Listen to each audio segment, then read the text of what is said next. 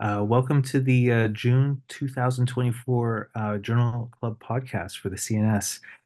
Today we have a very interesting topic to go over. The name of the article is Does Tighter Glycemic Control Beyond Hemoglobin A1C of 8% Improve Outcome for Lumbar Spine Surgery?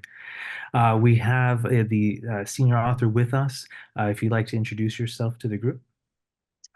Hi, my name is Victor Chang. I'm a system spine director and a neurosurgeon for Henry Ford Health. I'm also the co-director of the Michigan Spine Surgery Improvement Collaborative, for which the work that we're discussing is derived from. So thanks for having me. Yeah, welcome. Excellent. And we have two folks from Emory, our guest moderator, as well as our CNS Journal Club fellow. By all means, if you guys could introduce yourself. I'm Matt I'm Gary. I'm one of the neurosurgeons here at Emory. I'm an associate program director for the residency, and I specialize in complex and minimally invasive spine surgery. Thank you for having me. Yeah. I'm James Malcolm. I'm one of the chief residents in neurosurgery, and with an interest in spine. Yeah, no, this is excellent. So we have a pretty good group. By all means, Dr. Chang, give us a little brief introduction, what inspired the work, and I know this was kind of based off of a little bit of another study as well, right? So let's introduce it. Correct. Yeah, so just by some small background, our mission with the Mission Spine Surgery Improvement Collaborative, or MISIC is how we pronounce the acronym, is try to improve outcomes through quality or improvement. A lot of that is through different risk assessments prior to surgery, trying to optimize folks prior to, which is predominantly elective lumbar and cervical degenerative surgery. And so this particular study is a follow-up to a study we published a few years prior, where we established an association between preoperative hemoglobin A1C greater than 8% and negative outcome. So the natural follow-up question was whether or not, if we were more stringent with the criteria for the percent of hemoglobin A1C, whether or not we would see an improvement in outcome. So we tried some work with the area under the curve, but it didn't really yield a satisfying result. So we instead looked at different cut points at 8%, 7.5%, and 7%, basically comparing diabetic patients, whether or not they were within the threshold for hemoglobin A1C versus those who weren't. And just we're looking at associations with different outcomes. The primary outcomes were mostly based on postoperative morbidity, so things like readmission, increased length of stay, urinary retention, and surgical site infection, things like that. Secondary outcomes, we also looked at different patient-reported outcomes, such as the PROMIS physical function scale, patient satisfaction, other pain scores and things like that. And essentially with the paper or with the study, we didn't find what we're going to label a dose-dependent curve, where if you had lower A1C thresholds, you'd had a lower percentage of some of these negative outcomes, or a lower percentage or lower risk of postoperative morbidity. And so, essentially what we concluded at the end of the study was that, there's some kind of diminishing returns if you introduce a more stringent A1C cutoff, and you're not really seeing a benefit and outcome that really would warrant such increased measures. For anyone, especially within the Midwest and the South, I'm sure, just in the US in general, the incidence of diabetes is fairly high, especially in our population that we treat. And even getting someone's hemoglobin A1C less than 8 can be challenging. And so, the question is whether it's worth delaying surgery longer to get stricter glycemic control has any payoff, which at least in this study, we weren't able to see that. Yeah. So that's essentially it in a nutshell. Yeah, no, we, appreciate that. A little bit of a surprise finding, one would think, right, based on that 8% that you found in the rest of the literature. But, at the end of the day, it is what it is. I'll go ahead and open it up, to Dr. Gary, by all means, if you have any questions to add. Yeah, I'd say, congratulations on a fantastic paper. And, I think that this is definitely adding a lot to patient care and how we pre-screen patients, especially deformity patients. There's a lot of factors that we look at. I think A1C, smoking, DEXA scan, cardiac history. This all kind of comes into the full picture of, is this patient a surgical candidate, and B, how do we optimize their care? I guess my first question is, what was your practice before this paper, and how has this paper changed your practice currently? Yeah, so before the paper, or this particular paper, we had a cutoff at 8%. Essentially any purely elective surgery, we would really look to postpone in order to get adequate glycemic control. In the cases where someone with a deficit or severe myelopathy, something like that, where you don't really want to sit on that, we would make an exception. But really, it kind of raised our antenna in terms of when to basically postpone an operation if you could, just to help improve the overall outcome. The interesting thing, and this was what we kind of noted in the first paper, was that a lot of the patients who had elevated hemoglobin A1C actually didn't have a diagnosis of diabetes. And I think within the general population, at least in the United States, about 15% of diabetics are undiagnosed. And so it's interesting that you're screening for your spine surgery, and yet you're diagnosing people with diabetes. And the other thing with the practice is just that even patients who are non-diabetics, we were just sending the panel to look at hemoglobin A1C, where if the payers would allow, because sometimes the extra lab values, they won't cover it. But really just raise our awareness as far as what this as a kind of an important metric to optimize prior to surgery, if possible.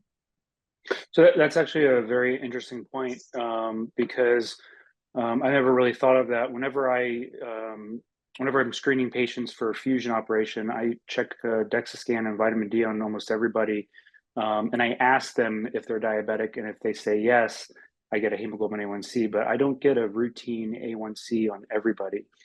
So is that something you're doing on all of your spine surgeries, or a cohort, and which cohort, and how do you decide on that? Yeah, so I think generally speaking, yeah, if they have a diagnosis of diabetes, we try to collect it on as many folks as possible. And there's different kind of degrees where different MISIC hospitals within the state will adhere to this practice. Yeah, so this has become part of our enhanced recovery after surgery suite of preoperative risk optimization that we do. You talked about smoking, vitamin D, nutrition is another one. So I wouldn't say that this is like the magic bullet where if you pay attention to this, all your outcomes will be great. But it's one piece of the puzzle where, at least when you're looking to optimize folks prior to surgery, and especially if it's larger surgery, you're worried about things in general, it's definitely something you need to pay attention to. And you said that your cutoff before this paper was 8, and is that still the case since this paper? Correct. That's still a case, because there's other literature that suggests 7.8, 7.5. If you go by, I think the AMA, for diabetics, they want them less than 7%. Diabetic patients, they want less than 7% in general. But it's just, we didn't really observe kind of a difference there, so we kept it at 8. I mean, some places were willing to go lower, but really the data didn't bear that out as far as for spine surgery. I know it's been shown in other surgical disciplines where slightly less than 8 is beneficial, but we just haven't seen that in lumbar and cervical surgery. Mhm. Now, there's always those cases where you have somebody who, it's not elective surgery, but it's also not emergent surgery. Like you mentioned somebody with, myelopathy that's kind of slowly progressing, or somebody with a severe lumbar stenosis and a slip that's in a lot of pain. And you said that on those patients, sometimes you'll kind of proceed with surgery without it being 8. But do you have an upper limit that you're like, you know what, it's just, obviously there's 13, 12, but what's kind of your upper limit where you're like, there's no way we're going to proceed with surgery? Do you have one? I would say it's come up, and I think 9, unless they have a severe deficit, that really just can't wait. Then because when you remember, it's a reflection of glycemic control over 3 months, and so it's going to at least take a month of really strict daily glucose control to move the needle on an A1C. And so, for someone severely myelopathic, or, someone who comes in with a foot drop or something like that, it's kind of hard to sit on that. Thankfully, it's fairly rare that happens. And, if someone's got a deficit or they have myelopathy, they're like 8.1, 8.2. We haven't stratified beyond that, really. We just did a kind of a strict cutoff. But we will proceed with those patients, but we'll counsel them and say, hey, you are at increased risk for a morbidity after surgery, but but since we can't really wait, then we'll just get the surgery done. So, and I think that's an important part, because a lot of especially with spine surgery, is just managing expectation, right? And so if someone you give them the impression that it's just going to be all smooth sailing and they're going to have a great outcome the minute they wake up, then that's not going to be realistic, and that's going to affect how they perceive the benefit of the surgery. So I think that's an important aspect as well. Yeah.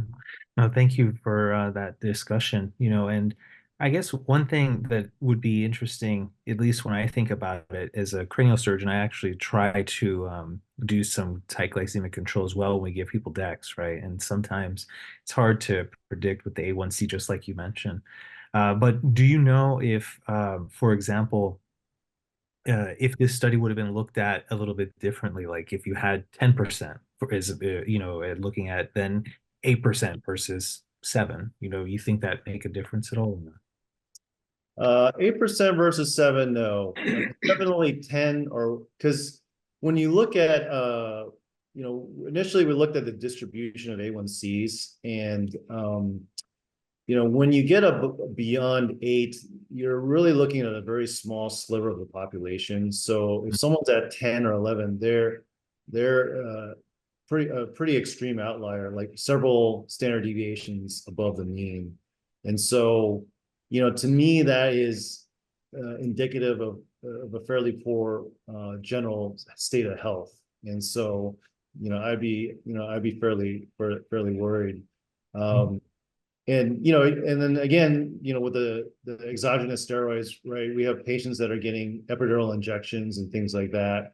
And so an occasional spike, shouldn't really change your A1C, over the long run, right? And so it's more that daily control, whether they're compliant with their oral medications, things like that. And, I think it's not so much, it may not be entirely the biology of just, the amount of glucose that's in your bloodstream. It's more kind of general. It is maybe more of a surrogate of how much does the individual pay attention to their health.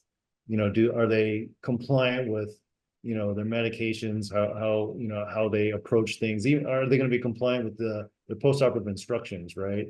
And so if they've got a plan in front of them to better control their diabetes and they just don't do it because they don't want to, and then you're asking them to do X, Y, and Z after their lumbar fusion surgery, then it's all kind of falls in that same bucket of, the patient responsibility to a degree.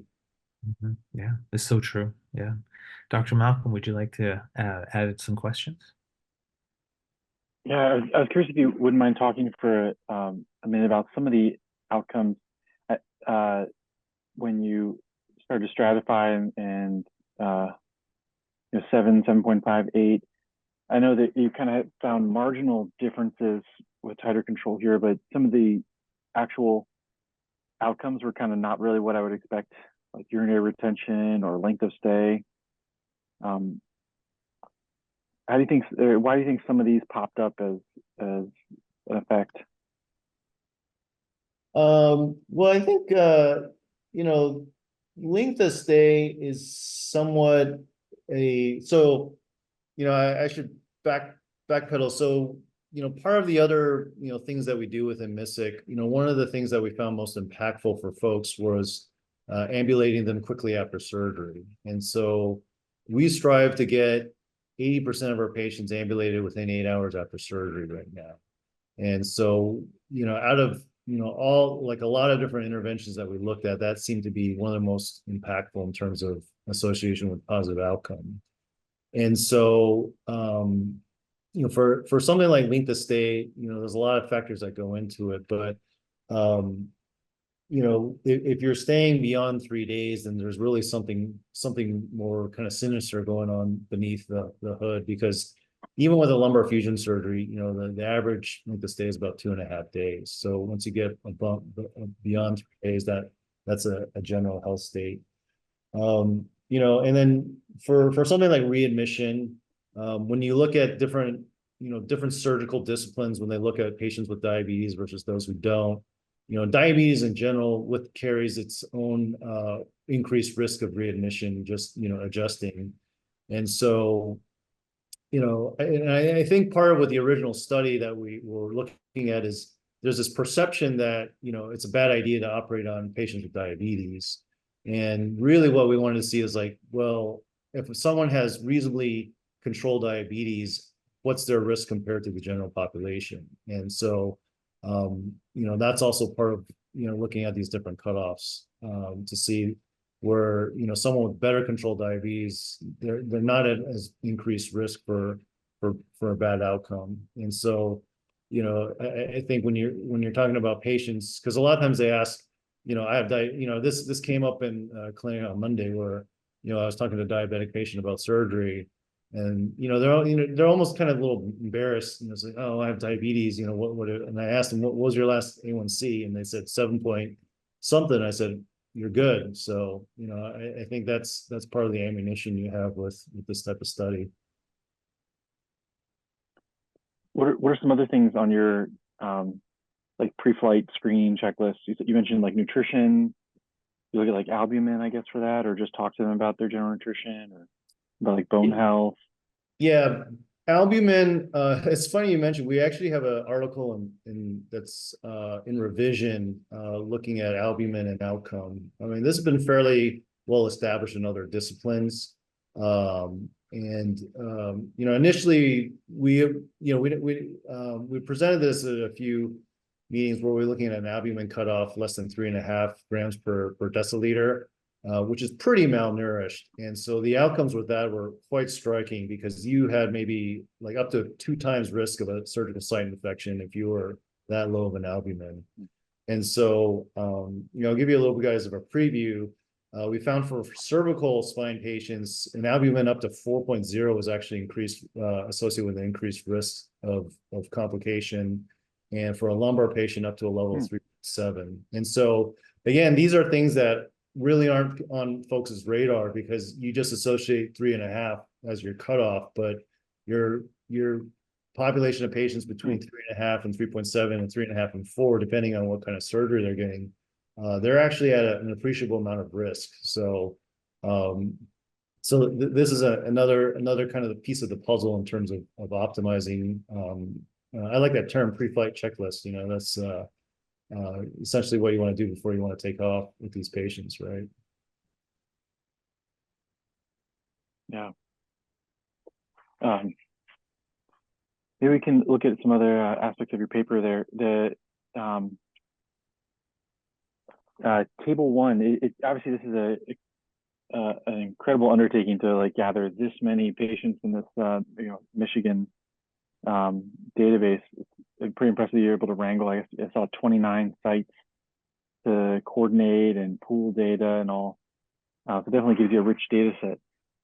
We're looking at some of the baseline characteristics of the study, and can you explain how you're sort of splitting this up? You talked a little bit about, I guess, diabetic versus undiagnosed or normal. And then it looks like within diabetic, the diabetic pool, you looked at controlled and uncontrolled. Correct. One of the things that was kind of surprising and just kind of helping us understand is so many things turned up sort of statistically significant in the population Right. demographics. Can you walk us through some of that? Yeah, so it's always this comes up quite a bit because when we look at these univariate comparisons, as you point out, our sample sizes are fairly large. So even like a minute like numerical difference is going to become statistically significant. And so when we publish these types of univariate tables, it's more just a descriptive just like a descriptive look at the different aspects of the population. Really the real meat of the studies are in the multivariate models. So typically we use a general estimating and full disclosure, I'm not a biostatistician. This is just what I've picked up along the way from our actual biostatisticians.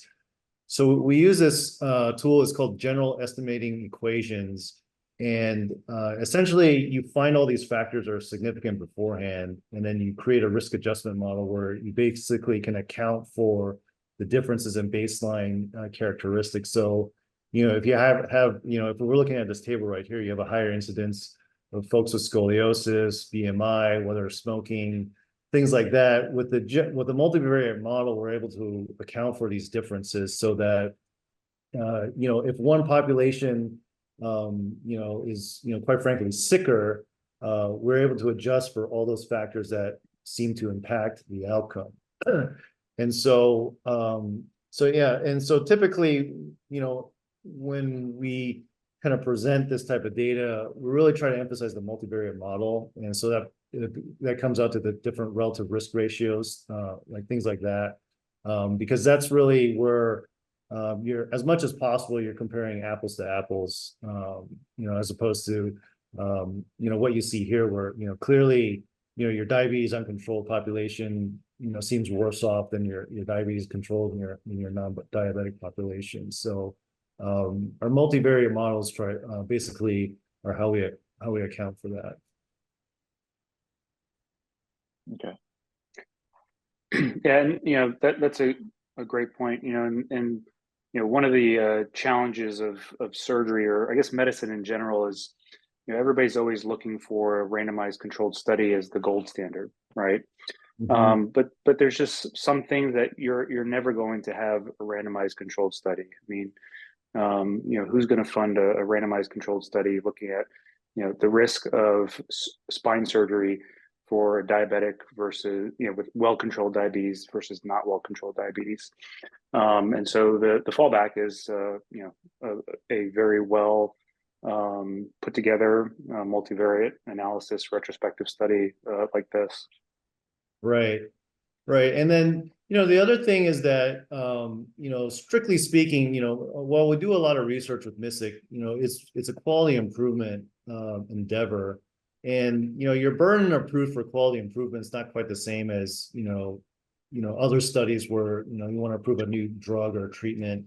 And so, if something seems like it's a good idea and the data kind of nudges you to reinforce that, and it seems like a relatively, like I would, call it like a benign thing to look at, then you just kind of add it to your list of things to do. And that's what we've been able to do over the years is just, basically, and then for a surgeon who's out in the community, they may be in like the Upper Peninsula or like a more rural part of Michigan, we can just give them a template of do's and don'ts, for we try to streamline in a way where even the surgeon didn't have to put any input. It's all implemented by their office staff.